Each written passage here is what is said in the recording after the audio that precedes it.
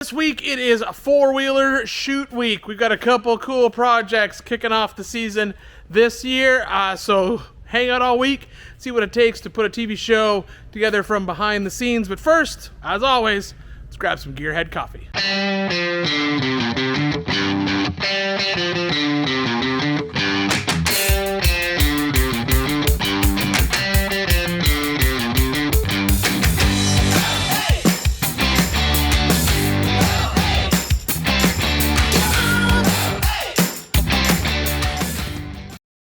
Okay, so day one of shooting is done. I think I've shown you this before. We basically have a 2-camera setup here, sticks cam, and then we've got cam up on a jib.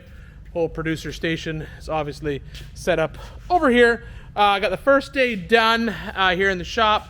Brought the 68 Jeepster in that I've had kicking around for a while. I've been really looking forward to kicking off this project. I thought it'd be the perfect way to start this season of four-wheeler. You can see I basically reassembled all the front sheet metal, took a bunch of measurements, and then started on a rectangular chassis for this truck.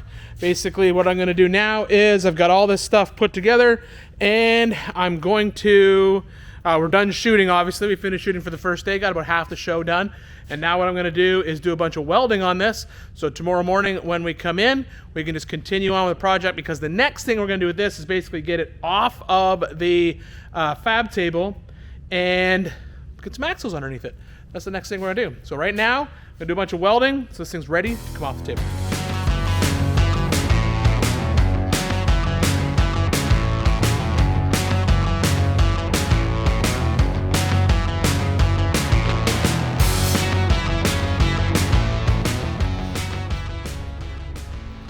See, everything you do with this fancy thing here, Jesse, I can do with this tiny little camera. Yep. Watch. You know, if you sit at the end of my jib. Oh. That's Jesse. He runs the jib. Wait, wrong way. Over there is Mike. He doesn't run the jib. Hey, so finished filming four-wheeler for the week. We got 3 episodes done. They're gonna be a pretty cool way to kick off the year. I got a couple cool projects right out of the gate, but now I need to spend this rest of this week getting my vehicle prepped for Easter Jeep Safari. So that's what I'm gonna do right now, since the four-wheeler side of the shop is empty because we moved the projects that were in here out. I'm gonna go ahead and I'm just gonna pull the shop truck in because I've decided that's what I'm gonna take to Easter Jeep this year. But I got to do a couple things to it before we leave on Friday. So I'm gonna go ahead and pull it in, do some work.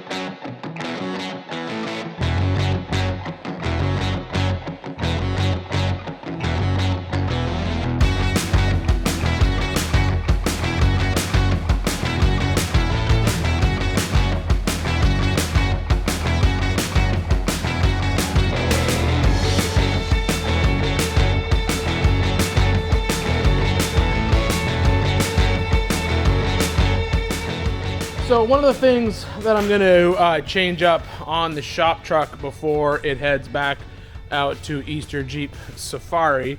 For those of you that remember, I did prep this not too long ago for a trip with eBay Motors called Parts of America Tour, and we went to Moab and did some wheeling with it there, and I had to replace an axle seal in the front of this thing before we went out. And a couple things have come up since that trip. First, when I had it apart, I had a little bit of play in these heims on the steering.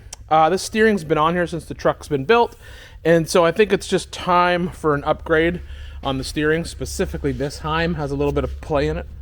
You can see that. There's a little bit of play in that heim. I don't know if it's the heim, actually, or if the actual knuckle has started to become wallered out, as we'd say here in Tennessee. And then I also have something special planned for up here. Now, I've never had one of these ball joints fail, specifically on this axle, in all honesty. I don't think I've ever had a ball joint fail on a ball joint axle whenever I've rebuilt it. And I think the reason for that is because when I build an axle that I pull out of a junkyard, I always make sure to put in really good quality ball joints when I'm rebuilding them. But there is a lot of technology out with some ball joint changes. So I'm going to go ahead and I'm going to do that. And when we get to that point, I'll explain why. But what I'm going to do right now is basically tear this thing down because I'm going to be completely changing out the steering on the front of this truck. So that's the job.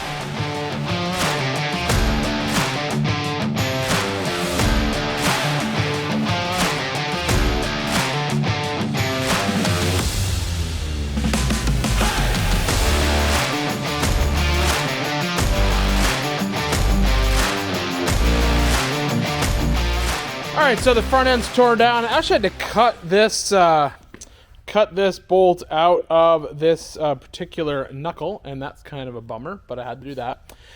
So now what I'm going to do, like I said before, I'm using the Artec kit. So I'm actually going to pull these knuckles completely off, get them over onto my fab table, and start mocking that up.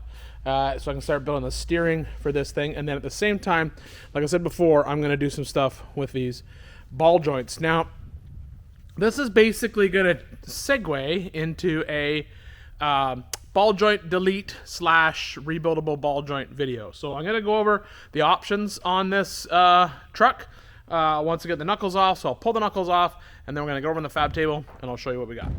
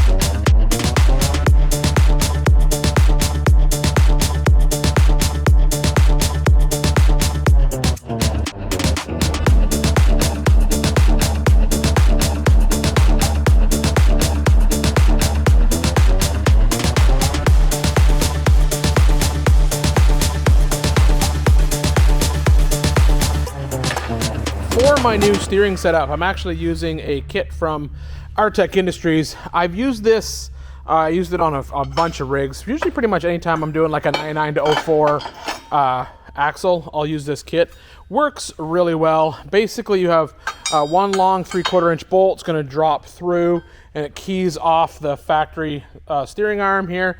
And then you end up with a second basically double shear plate goes in there, and then you use their Heim joint steering kit, and you end up with really nice packaging here. It also pushes. You can see this is the line from where the factory tie rod and drag link would connect, and now it pushes it out here. That just gives you extra clearance around things like your diff cover and sway bar links and all that kind of stuff. Stuff that you usually have problems with when you do these 1-ton axles and do a straight drag link. Because from the factory, a lot of these 1-ton axles have like a little kick to the drag link, or tie rod, I should say. Kick to the tie rod to get around stuff on the front of the axle. So you end up either having to run an offset heim or bend the drag link or bend the tie rod, which I don't like doing because a bent piece of tube is just looking to bend more. That's just how tubing works. Once you start bending a piece of tube, it's going to want to keep bending. That's kind of how tubing works. So this allows me to run perfectly straight tube. I'll be in double shear at the knuckle now, and then also I've got the double shear twisted pitman arm. I'll show you the pitman arm that I've got. I put this on here a long time ago when I actually first built the Jeep. This is from Genrite Off-Road. It's called the twisted pitman arm. Basically, the way it works is it's a pitman arm that they modify heavily, and then you end up putting it in double shear. But what they also do is they also take the actual arm and they twist it slightly to improve the angle of this heim. So I end up with a heim here in double shear, and now it's going to come down and it will get that axle, pick that axle end up in double shear. And this really improved the front of this Jeep. The only thing I'll probably end up having to do is I may need to either reposition or at least build new tabs for my ram assist cylinder, which is not a big deal. That's just a couple of tabs. Sometimes use a clamp on the tie rod. Sometimes I weld them on. I'll just kind of play it by ear as to how this one ends up. But the key to these is there's not a lot of welding onto the cast. There's just a little bit. So the key to that is what I'll do on those. I do multiple pass. I do one root pass, and I come in and just do a big cover on top of that. Once they cool, then I'll just remount the heim a little more, because when I originally drilled that heim, the angle's off a little bit on it. But everything's looking good. I'll weld up the second one, and then we can finally talk about ball joint.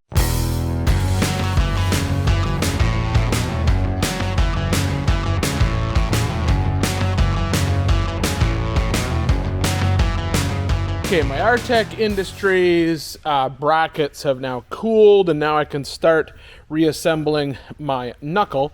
What I'm going to be reassembling it with, though, are these Dynatrac rebuildable ball joints. Now, there's been a lot of talk in the past few years about ball joint deletes, when do you use them? Some companies make them and they just replace the lower and blah, blah, all this kind of stuff. And I have my opinion on that. My opinion is I feel that 99% of the ball joint failures that we see on the trail are from when people are either not maintaining their rig and the ball joint fails, or it's just going to happen. The ball joint's going to fail because you've put it at its max capacity, and I'll show you why. So I went ahead and I cut a ball joint open so you can see what a ball joint looks like inside. So a ball joint is exactly what it sounds like. It's a ball joint. It's a piece of, here we go, pull that apart like that. You basically have the section that gets pressed into the knuckle or the axle, inner C, depending on the model. And then you have this sort of half cup, and then you have a ball, and then a stud. And then you have a nylon wear item, and then this little O-ring. You have an O-ring, and then you have a little seal on the top. And this whole assembly is built so you basically lube it, you keep lube inside here, and this assembly allows you to turn and pivot and all the type of things that you need for a ball joint to do. Why do they fail? The main reason they fail is that item right there, that little nylon piece. Yes, it is designed to tackle the abuse that you see in a 1-ton pickup, because that's what this axle is out of. It's out of a 99 to 04 Ford F350, F250. So yes, that nylon and that ball joint, everything that's designed to handle the abuse that you would see from hundreds of thousands, well, maybe not 100,000 miles, that's what you're asking a lot of a ball joint. Let's say 70,000 miles of highway driving and all that kind of stuff, and the abuse that a regular vehicle owner would put that vehicle through. And the reality is when OEMs design vehicles, they design them for people who do not maintain them. You know, they kind of err on the side of caution. So the ball joint is strong. Now, you throw a 40-inch tall tire, whole bunch of horsepower, slamming it against a rock, chances are you're going to break that nylon, and that's where it starts. So when the failure happens is the nylon actually fractures. So what normally happens is this nylon fractures, that splits, comes apart, and then what happens is the ball joint is then able to come out of the actual joint because there's nothing holding it together.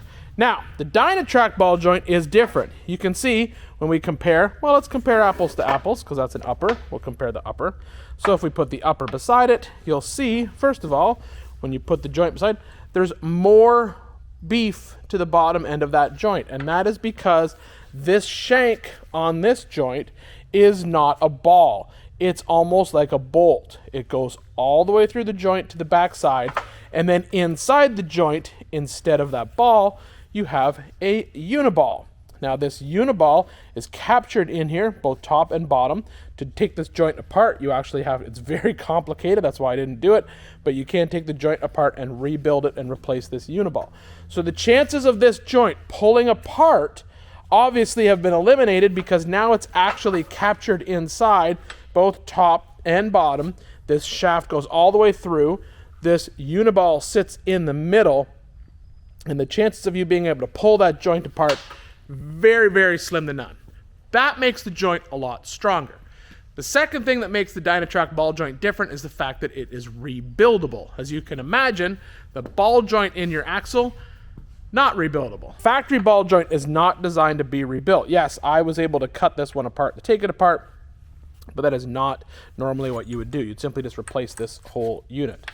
This ball joint is designed to be rebuilt. Dynatrac sells these rebuild kits. It comes with all the seals that you need, the snap rings, a new nut, and a new uniball assembly for when you need to rebuild the joint. The nice thing about that is you can rebuild that joint without having to remove it from the axle. You can rebuild it in place. Not a big deal really on the 99 to 04 Fords because the ball joints are in the knuckle and you can just remove the knuckle. But on something like a JK where the ball joint is in the inner C, becomes more of an issue because, or any axle for that case where the ball joint is in the inner C, there's a lot of pressure on that inner C. If you can rebuild it without having to press it in and out, obviously makes your life a lot easier, but then also eliminates all the stress on that component. So, what's my plan? Well, as I'm sure you figured out by now, if you haven't, I'm not a big fan of just like trying something and then saying, or pulling it out of the box and explaining to you why it's the best and then just basically using it. What I like to do is like to actually try it for a while and then give you my personal honest feedback. I really prefer to do things that way. So what I'm going to do is I'm going to put these Dynatrac ball joints in the shop truck. I'm going to take it to Moab, Easter Jeep Safari. We're going to run a bunch of trails. We're going to throw it through some water. We're probably going to see a little bit of mud. I know we're going to see a lot of sand. I know we're going to see a lot of rocks. I know we're going to see a lot of everything. I'm going to put it through its paces, and then after I get back in a couple weeks or maybe a month or so after driving, I'll take it for a couple road drives.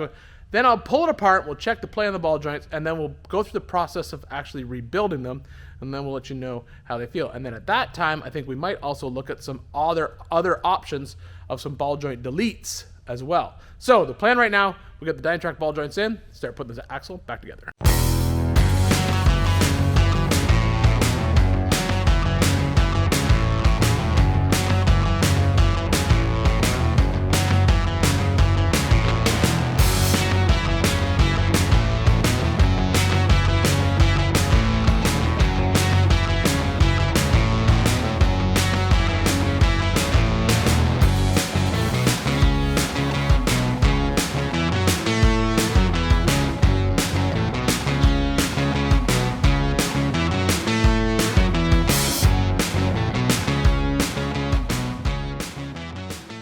Okay, so the ball joints are now in. You want to press this lower one in until you can get the circlip installed. You can see this protrudes past the bottom of the actual steering knuckle. I did have to remove this little preload nut in order to allow access for the ball joint press. You can see when I was putting it on there, I was worried I was going to break that grease nipple off, was what I was worried about. There is a provision for clearance on the bottom of this thing, but none of my little pieces would fit right. I ended up actually using, I do this a lot of times, sometimes I just use a bearing race and then this piece inside the bearing race, because when you stack everything up, sometimes it just gets to be too tall by the time you put it all together for the actual clamp to fit. So I'll just use these bearing races. Anyway, what I ended up having to do is I removed this preload bolt just to protect it, make sure it was safe, but the upper is in, it's all good. So now this knuckle is ready to go back on. Once I'll put the circlip on, reassemble this assembly here with this little locking plate and the E-clip. I'll get that back all put together, and then I can put this knuckle back on the truck.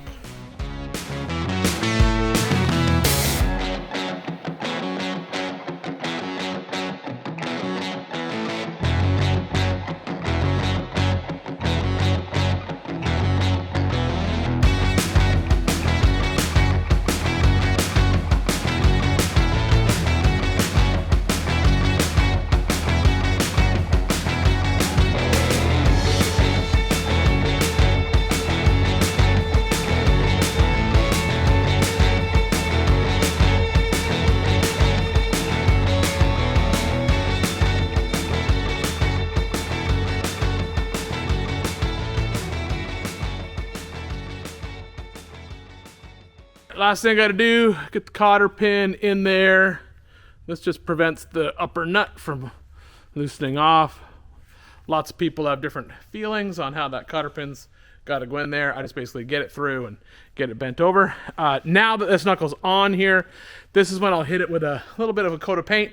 I don't wanna go too crazy because remember, this shop truck, it's got this cool sort of patina look on it. So I don't want to go all out and like make this look brand new, so I'll probably just hit it with some flat black.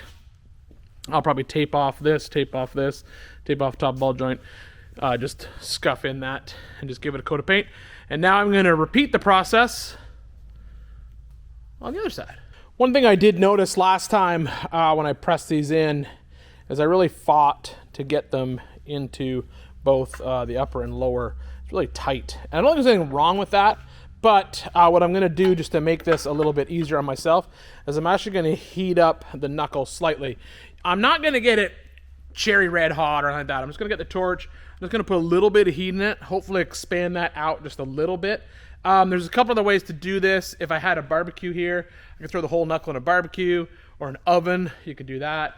But really the torch is the best thing I've got. So I'm just going to put a little bit of heat into each one of those upper and lower ball joint, I guess you call them holes. Ball joint location, they're holes. There's no fancy word for it. There's ball joint holes. Put a little bit of heat in there. And then I think that'll just sort of help that ball joint slide into place. Not a lot, just a touch.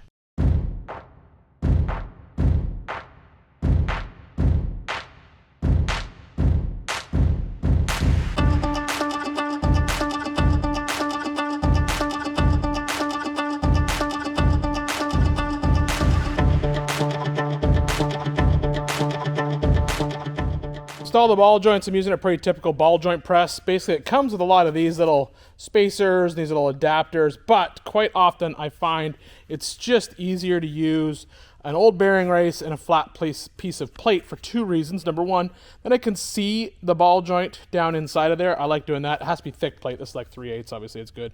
And then what I'll do is I'll just tighten it down. I do use an impact. They say you're not supposed to, blah, blah, blah. I do it anyway. And then the ball joint should basically pull down through this hole and line up. You want to make sure that whatever adapter you use here, whatever space you use, you're not damaging the threads of the ball joint. And you can see this when the ball joint, top of the ball joint comes through that hole in the top of that package down here. And then down here, you want to make sure that the bottom of these ball joints is not bottoming out on whatever anvil or spacer you've put on the bottom. So now I should just be able to tighten this up, squeeze that ball joint in.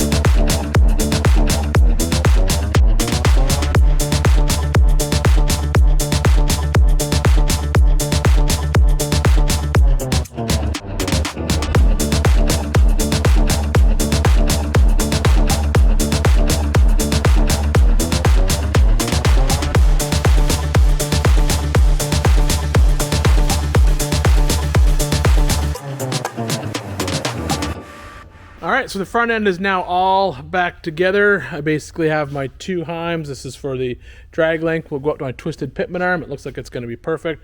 Then we got our tie rod. It's going to run across here. And in order to make sure that everything's straight, I'm using these TMR Customs toe plates.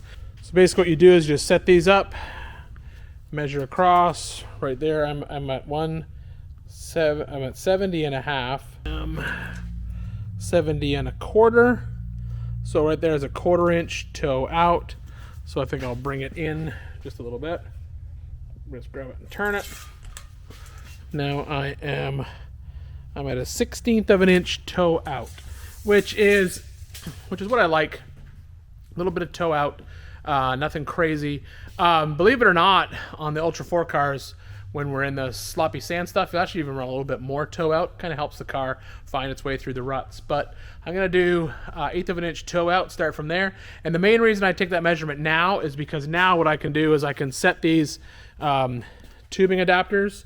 I can set them with just a certain amount of threads showing. So right there, I'll set it right here.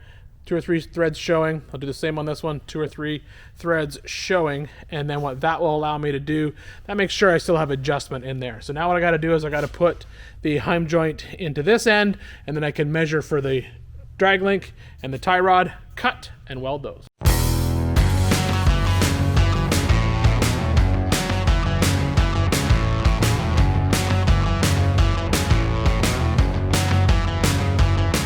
Okay, I've pulled my measurements for my tie rod and my drag link. I know what they have to be. And that's pretty much where we're gonna end this video, because I'm just gonna cut those, weld those, drop them in, probably hit them with a coat of paint, as well as weld on the tabs for my Ram Assist. There's one more thing I wanna do to this truck before it leaves for Easter Jeep, and that is I'm gonna fix the leaks on this transmission. So I'm gonna do a full transmission rebuild on this truck tomorrow. And I might go ahead and I think at the same time seal up that Dana 300. It's always been kind of a leaky pig and I don't like it. I have a new Midnight Metalworks billet aluminum case. I'm going to mess around with that a little bit tomorrow as well. So tomorrow is full rebuild on the transmission and mess around with the transfer case. But I'm going to save the transmission for a complete standalone video, as well as the transfer case, because a lot of you guys have asked for a step-by-step Turbo 400 rebuild. So I'm going to go through that with you. But there you go. So I got all the Dynatrac ball joints in, rebuildable ball joints, the new Artec steering in place. The whole front end is ready to go. I'll check the fluid tomorrow as well when I put those that tie rod and that drag link back on. And that's it. Super happy with it. I think it's going to work great. And then after Easter Jeep, like I said, I will pull it down, probably wheel it a couple more times, then we'll pull this front end back apart and rebuild those Dynatrac ball joints. And we'll take you through the step-by-step process of doing that as well. All right, guys, thanks for hanging out here in the shop. We'll see you next time from the Big Tire Garage, where we're going to be doing a transmission rebuild. Wait. Boom, right there.